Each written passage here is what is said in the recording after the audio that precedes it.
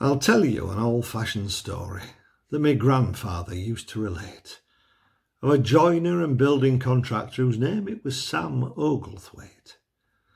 In a shop on the banks of the Irwell, old Sam used to follow his trade, in a place you'll happen to have heard of called Bury, where all black puddings is made. One day, Sam were filling a knothole with putty when in through a door came an old lad all wreathed in whiskers.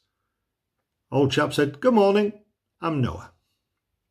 Sam asked Noah what were his business, and old chap went on to remark he wasn't liking the look of the weather somehow. He was thinking about building an ark. He'd gotten all wood for the bullocks and all other shipbuilding junk, but he'd like some nice bird's eye maple to panel the sides of his bunk. Now, maple were all Sam's monopoly. That means it were all his to cut. And nobody else hadn't got none, you see, so Sam asked 3 a foot. "An halfpenny too much," replied Noah. "A penny a foot's more the mark. A penny a foot, and when rains come, I'll give you a ride in my ark." But neither would budge to the bargain, and the old daft thing got kind of a jam, so Sam put his tongue out at Noah, and Noah made rude signs at Sam.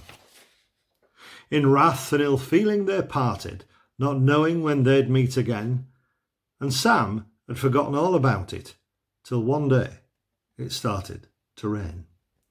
It rained and it rained for a fortnight and flooded the old countryside.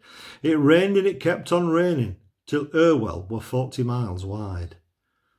The houses were soon under water and folks to the roof had to climb. They said it was the rottenest weather that Bury had had for some time. The rain showed no signs of abating, and water rose hour by hour, till the only dry land was at Blackpool, and that was on top at Tower. So Sam started swimming to Blackpool.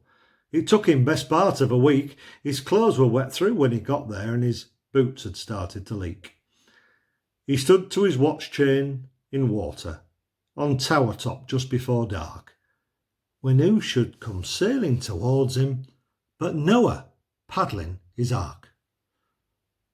They stared at each other in silence, till ark were alongside all but.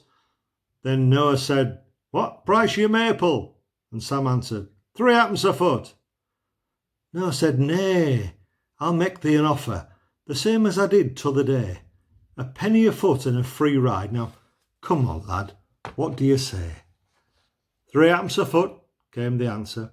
So Noah his sail had to hoist, and sailed off again in high dudgeon, while Sam stood determined, but moist. Noah cruised around flying his pigeon till 40th day of the wet, when, on his way back, passing Blackpool, he saw old Sam standing there yet. His chin stuck just out at water, a comical bugger he looked. Noah said, "Now what's the price of your maple?" And Sam answered, 3 a foot. Said Noah, "You'd best take me offer. It's last time I'll be here about, and if water comes half an inch higher, I'll get me maple for nowt. 3 a foot it'll cost you. And as for me," Sam said, "don't fret. The sky's took a turn since this morning. I think it'll brighten up yet." "Nay, thou art wrong," Noah'd answer. "It'll rain a lot more, I'll be bound. Now come on, lad, give us your answer." "Bugger off," said Sam, and then drowned.